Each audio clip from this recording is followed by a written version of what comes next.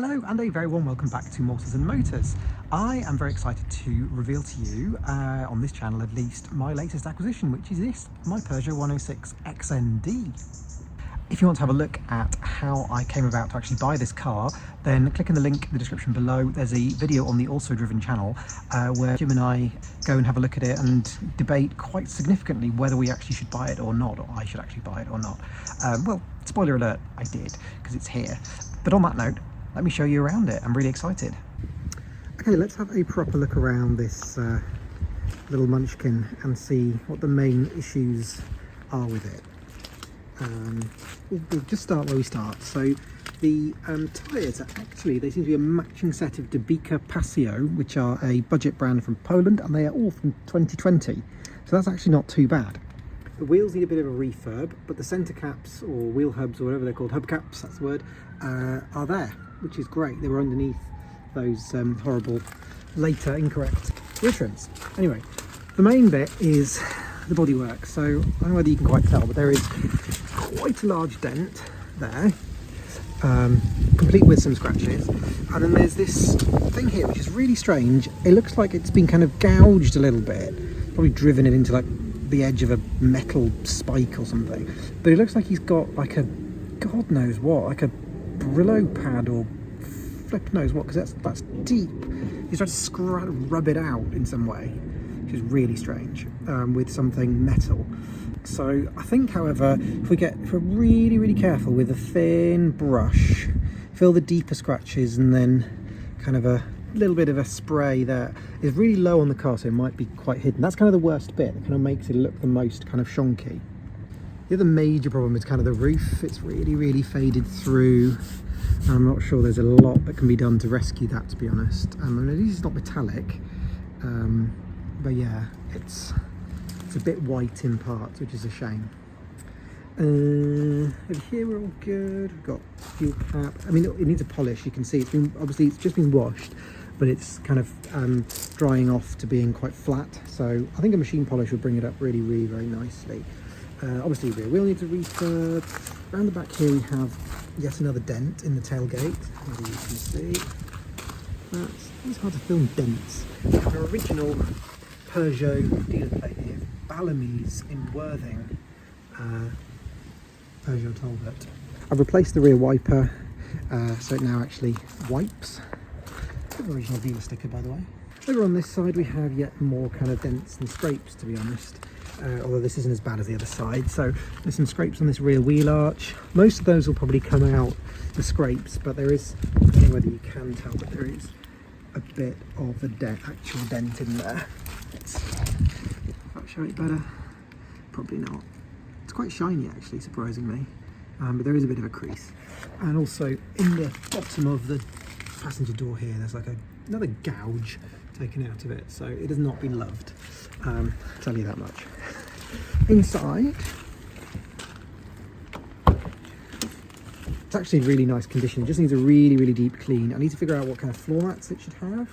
The radio needs a code. It doesn't seem to be a code in the handbook or anything, so I'm going to have to see if I can get that decoded. Then glove box lock does not operate or properly. I've just about managed to close it, but it generally wants to flip open. But yeah, the interior is kind of the best bit. It's in really good condition. I love the blue carpet. The rear seats in pretty good. Again, it needs a little bit more of a clean than what's been done. The headlining also needs a little bit of a clean, but I need to be careful with that. So there's a stain here on the seat. I think it might be because the sunroof is probably leaking, which then brings me to another point. I've cleaned it because it was full of like bits of leaves and fir trees and stuff like that. So it might actually seal now. It doesn't have leaves preventing it from sealing, but we'll see. It might need to be kind of the rubber to be kind of a bit rejuvenated. We shall see.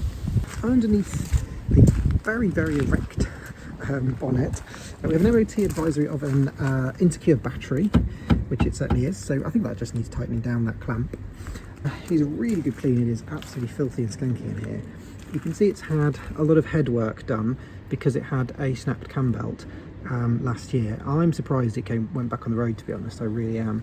Diesel pump does not look like it's had any work, but the head certainly does. The water bottle is covered in a little bit of water, so there is clearly an issue with the coolant. in this car, and I don't know whether it's something to do with that, which is like an overflow pipe sticking out the top of the extra water bottle thing, whatever it's called, the reservoir, the overflow.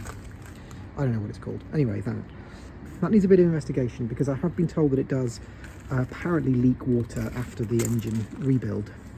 Don't know. This headlamp seems to be a parted company with the indicator and is pointing in a very random direction, but it has just passed an MOT not that long ago, so can't be anything that wrong with it, but it is way out of alignment compared to the rest of the car, and I can't see like there's really any sort of body damage or anything that would suggest that it's been hit. But I could be wrong. It could be that see that metal bracket there that it clings onto, it might be bent back over on this side, although again I don't think it looks it, to be honest. So we'll investigate that at some stage. The scuttle needs a really good clean up. Just giving it a little squirt out with the hose, but it needs a better one.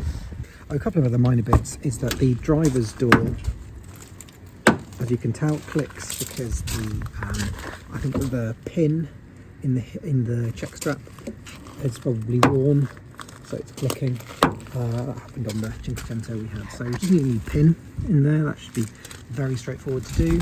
I'll probably fit a 12-volt socket to it somewhere hidden, because it doesn't have one in the modern world. You do need one. The handbrake is very loose, which does not feel like it should be loose. Again, I could be wrong. The clutch is very high, it bites very high, so it may well be that it does need a new clutch. Don't know. There's a spare pedal rubber in the car. I'm assuming that is for the accelerator pedal. Some cars do have a naked accelerator pedal. I don't know whether a 106 does. Be interested if somebody could tell me the answer as to whether the one that's hiding in the car should actually be there. Oh, we have some dripping. Okay, so something is leaking into the car there. That's not fun. Oh dear, I've just cleaned out the scuttle, so it's something to do with the scuttle being blocked. It's dripping into the cabin. Oh no, that's a new problem. Bum. Other thing I forgot to mention is that the exhaust kind of makes a really strange rattle at idle and kind of moving off. Don't know what that is. I've given it a good shake and vibrate and look around, but I can't work out what it might be. So we'll pass on that. Have a quick look in the boot. That. Maybe need some gas strap. They're not too bad. They do stay up, but they kind of need a helping hand to get there, as we all do at a certain age, I suppose. And yeah, inside of the boot looks in really nice nick. The garage just gave it a clean, so it's all a bit shiny in here, but it's actually really filthy underneath, so all needs to be taken out and absolutely cleaned within an inch of its life. I think that thing is supposed to be sitting inside the spare wheel under the car, so I need to get that out and put it in properly at some stage. Actually, I've worked out why this headlight is not fitting properly. It must have had a little knock on this side.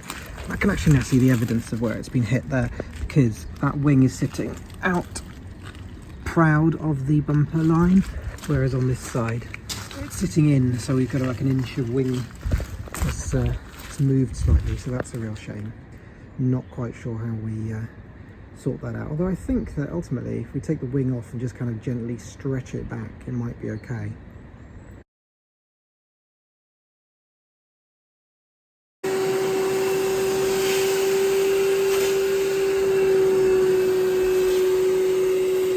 One little job I wanted to do on this was that somebody has routed the accelerator cable wrongly, and when they last worked on this engine it should be not there and going kind of under the scuttle here. It should be going that way, like that, and tucked underneath that oil breather thing. I've also noticed though, when wiggling that about, that there is an awful lot of play in the cable there, which probably explains why it's very unresponsive for the first little bit of accelerator travel. So if I move that lock nut or clip back a bit so that it's in tension, I think that should hopefully make the accelerator a lot sharper to respond. Okay, that is now routed correctly, that cable, well, at least certainly more correctly than it was, and I have now moved back that kind of lock pin so that that's now nice and taut, so accelerator response should hopefully improve markedly. Give it a go. Is any better? Just wait for the glow plug light to go out. It's just gone out.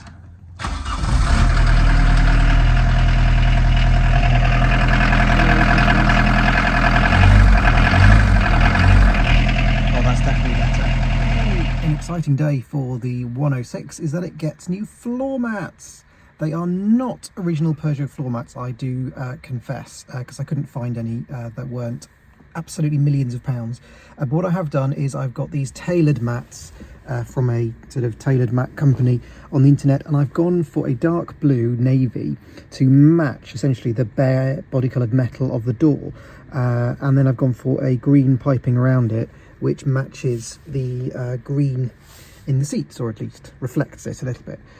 So yeah, very, very happy with those. I think they actually look really good. They kind of tone down the blue of the carpet a little bit. I love the blue carpet, but without the floor mats, they really can be a little bit much. So yeah, I think they look really good. So 3, 2, 1, 5. Yay! We have radio. Oh, thank goodness for that. Happy days.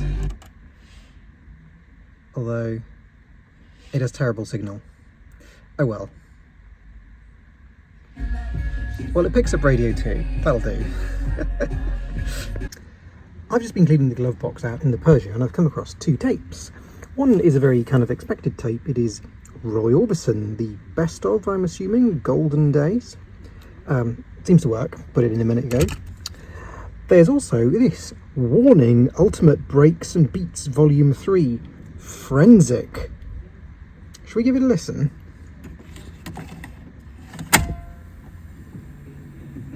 Who's ready for the mixing pressure?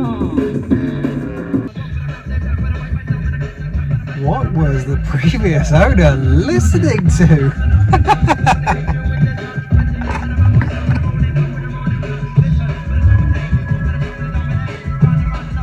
So, next exciting job in Peugeot land is to paint the wheels, because they were looking quite scruffy, because they were hidden behind those wheel trims, if you remember. So my friend Oliver has spent a long time rubbing them down, getting rid of all the rust spots, and then cure-sting them, or using some sort of, I think it was Biltamber actually, rust proofing, or whatever it's called, rust killer, on all the wheels.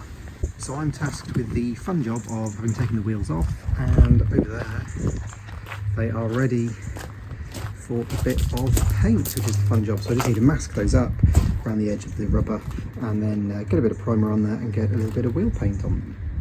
Incidentally, having the 106 up on the jack means that I'm able to have a decent look at the underside of it, and my goodness, is this a solid car. So I'm being very brave and jacking the car up on its Peugeot sort of jacking point area, and on the Peugeot 106 Facebook group I can see that most cars that's rusted away and has had to be replaced. I'm on the original and it's strong enough to hold the jack, so excellent news. Also, when you look at the chassis legs, they're all really good, except right at the very front, at the bottom, there's a little bit of surface rust just there. So I better take this plastic cowling off and just give it a really good clean, just to make sure the rust doesn't take hold there, because they really can rust on those inner wings apparently. Also giving me the opportunity to inspect the suspension components. We've got a very nice thick brake disc with no lip. We've got nice, really thick brake pads, which is rather excellent. Brake flexi looks in nice condition. Not sure what that is. Oh, it must be a wear indicator, or something like that for the brake. Strut looks in good condition. Springs look in great condition. There's an MOT advisory for some reason for corroded front coil springs, but that's absolute nonsense. They're not corroded at all. They're in really good condition. They've just got dirt on them. Just dirt on them, and it's black underneath. They're not corroded at all.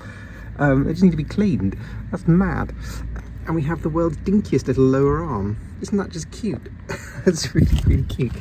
Let's look at the ball joint. It's hard for you to tell because of the light, but from what I can see, ball joint looks in excellent condition. No splits in the rubbers or anything. Great stuff. I always slightly enjoy this stage of wheel painting on the car, because on this side of the car it's like sort of Parisian dented ancient crap. This side of the car, Concours standard. Hey! Another exciting interior job that I've done on the 106 is to fit a 12-volt socket, which is hidden here in the ashtray. Hey. It took me a little while to get the connections. So that cigarette socket should actually go there, the 12-volt socket. The wiring is actually there for it, but it took me ages to find it. It was kind of buried kind of inside this panel here, and I had to stick my hand up and find it and all sorts of things. I was expecting to get it at it from up there. Anyway, it doesn't matter. I got at it and I've wired that in, so I now can have my USB charger, which is excellent news. And if I close the ashtray, no one has a clue that it's there, so it's still base model in my head. Well, that I think brings me to the end of this initial sort of look around and tinkering video. Join me in the next video where we have a proper look around the Peugeot now that it's kind of been cleaned and looking its best, and then we'll take it for a drive and yeah, usual Morsels and Motors style. So join me for that. See you in the next one. Bye.